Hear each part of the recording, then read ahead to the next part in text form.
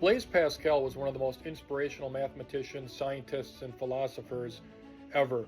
He died at the young age of 39, but in those 39 years, he did so much for both math, science, and philosophy. His big belief was that philosophy and science are linked together and they're not separate.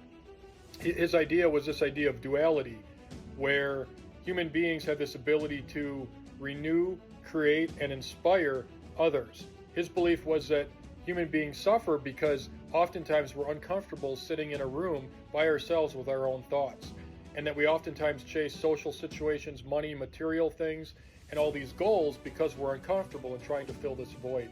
Where Blaise Pascal believed we have to look past that. And linking science and philosophy together, he was able to do a lot for the field of mathematics, science, and philosophy. He did a lot of work in the areas of geometry, in particular conic sections, and he also did a lot of work in the areas of probability theory. Unlike a lot of the mathematicians and philosophers, Blaise Pascal was actually not an atheist. He believed in God. He studied, he even was a Catholic.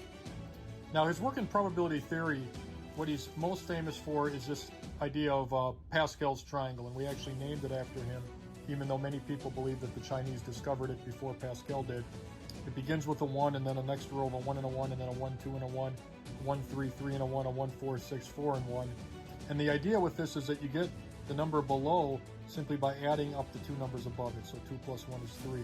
We get to 6 because 3 plus 3 is 6. And this triangle does a lot for mathematics. For example, it's related to probability theory. It helps us solve a lot of problems with binomials and something known as the binomial theorem. So it's a major contribution to mathematics.